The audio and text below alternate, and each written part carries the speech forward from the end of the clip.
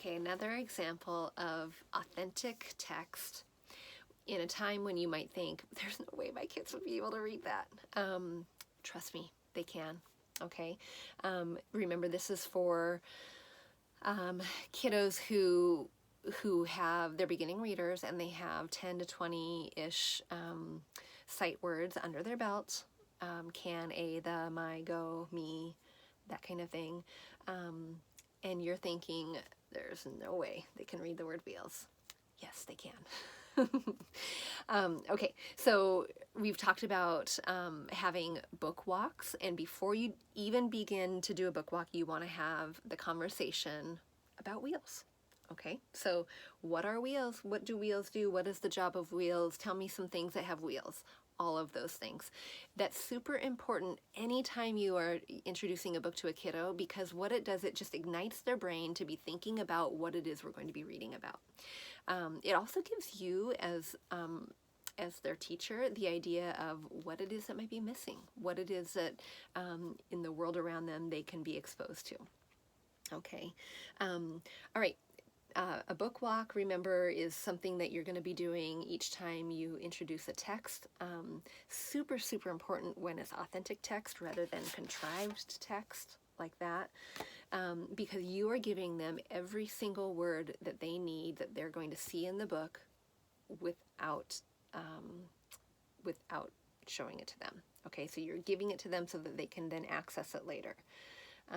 Of course, this is not going to happen when you're starting to read things like Magic Tree House or Junie B. Jones. That's really unrealistic. It's when they are building their vocabulary, when they're really building their sight word vocabulary and their reading vocabulary. That is when book walks are super important. Okay, here we go. You are only having your finger as the teacher on the page, on the cover, and on the title page. Okay.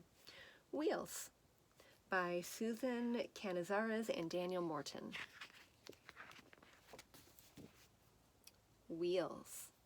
And now my finger is out. Remember, when you're doing a book walk, you are not giving them any extra information. If you do, it is very minimal. Keep it very, very minimal. Okay? What do wheels do? Wheels turn. Steer, steer, steer.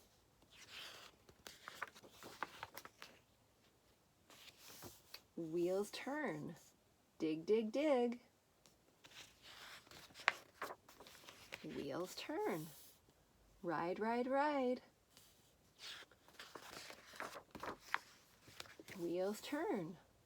Roll, roll, roll. Wheels turn. Spin, spin, spin.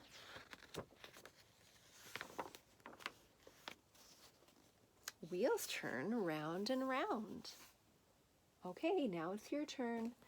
And they get their finger ready. They are pointing word to word. You are reading it with them the first time through. And if words are tricky, if you get stuck, you're going to invite them to maybe say the first sound, maybe find the words that they know. If they falter a little bit, you're going to have them go back and reread. And you're doing it together. Remember, you're doing it together, and that first time you do it together, your voice might dominate theirs, and that is okay. So they might say where, and you say what. Guess what? They're going to say what again. But if they did have that faltering, let's say they say, where do wheels do? Oh, that didn't make sense. Oh, and you're going to say, oh, that didn't quite make sense. Let's go back. That word is what? What do wheels do? Remembering that you're pointing, what do wheels do? And if their finger does not match up with the words that they're reading, have them slow down, grab their finger, put your finger on top, and do it together. Okay? One-to-one correspondence. You really want that. That first time through, that's okay. Your voice, just remember, you might be reading more than they are, and that's okay. Wheels turn. Steer, steer, steer. This is an example of repetitive text. You have wheels turn on every other page after here, and then something that's happening, and you have it 3 times. It's going to be a different word than on this one, but it's still repetitive. Okay? After you are done reading it, then you're going to have a conversation. Okay, what was it that, what dug? Do you remember the thing that dug? I don't know. What is that funny machine? Where do you think that machine is at? And you're going to have a more conversation about it because they're now comprehending what was read.